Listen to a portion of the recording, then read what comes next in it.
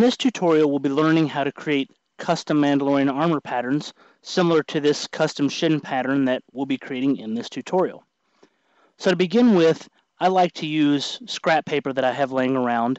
So because of the size of the pattern, I need to use more than one sheet of paper. So this is just a standard 8.5 by 11 sheet of paper, and I am making a 2-inch mark on each end so that I can put two pieces together and tape them together and make a larger piece of paper.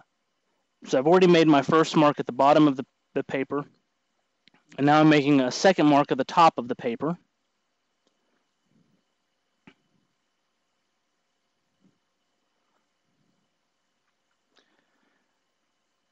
And then I'll simply use some painter's tape to hold these two pieces together. And I like to use painter's tape or masking tape simply because it's easier to write on with a pencil. I like to use pencils anytime I'm patterning because if you need to erase some lines, remark your lines, it's just a lot easier to do when you can do it in pencil. So here we are applying the tape, easy as you please. Now this section is sped up on purpose because what I'm doing is I'm making a mark every inch on both sides of the paper. And this is our grid line so that we can use this to properly measure and mark our armor pieces. So now I'm going to be making a straight line all the way across from one side of the paper to the other using the 1-inch marks that I've already made.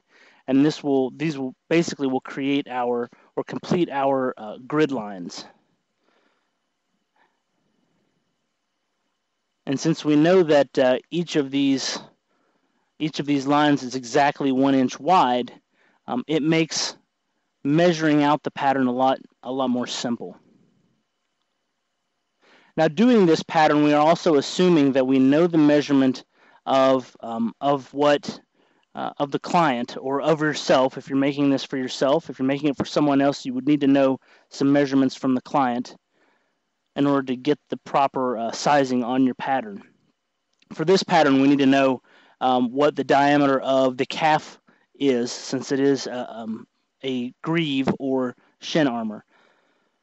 So what I'm doing here is I'm marking the center of my paper, and I'm marking it at 1-inch intervals. So you'll see me make a mark at 1 inch there, and then I make another mark. And I'm going to do that all the way down. I'm making a mark at the 1/2 inch interval, even though I'm going from 1/2 inch to another 1/2 inch, which equals an inch. So we're marking 4 inches for the top of this particular pattern.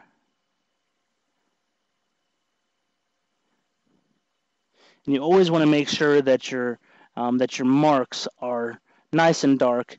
Now we're doing the same thing at the very top edge, and the reason why we're doing that is so we have our top lip of our armor piece, of our greave.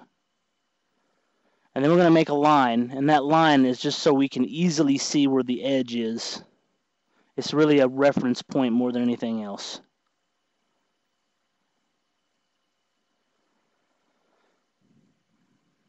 All right, so now we're making our marks at the bottom, and to do that, we're going to make a center line. So we're going to mark it at that mark that we just did was right at the half point of where the two pieces of paper match. And this is our center line. This is the actual center of the paper. You have to don't mind the tape. The tape is actually done at an angle. And now we're going to mark for the bottom piece of our shin armor, which we want to be 3 inches wide, which is 1 inch shorter than we had at the bottom.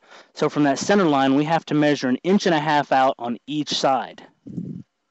And that equals 3 inches combined. So those two marks are exactly 1.5 inches out from the center line that we just made.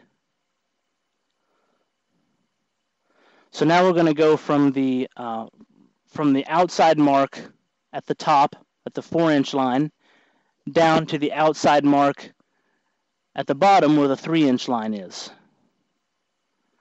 And of course, I really like to get my ruler nice and lined up before I make these. So there's our first line, and this represents the center of the greave or the shin armor.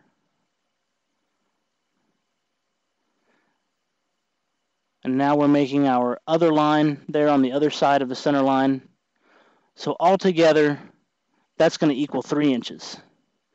Now we're making our measurements for the wing that wraps around the calf, and that's another 3-inch line.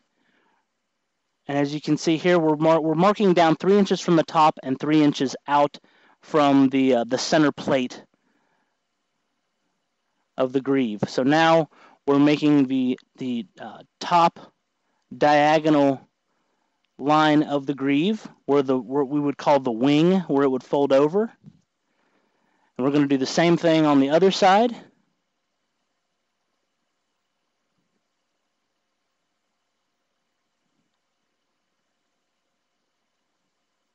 And again, really make sure you get that lined up perfectly so that your line is true and you don't end up with lopsided patterns. So now we're measuring it at the bottom, and what we're doing here is we're measuring it for the bottom tooth, as I like to call it. It's just this specific type of pattern has a small tooth at the bottom that is supposed to protect the ankle. So we've gotten one tooth made, and now we're moving on to the second tooth.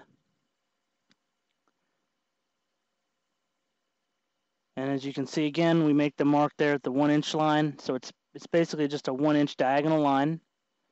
And now we're going to make our bottom ankle line, which runs across the top of the ankle, which would be our bottommost edge of the center plate on this particular greave pattern.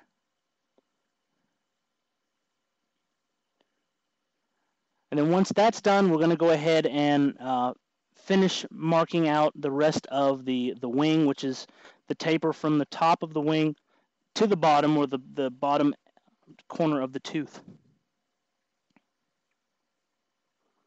And again, I can't stress enough how you want to make sure you line this up.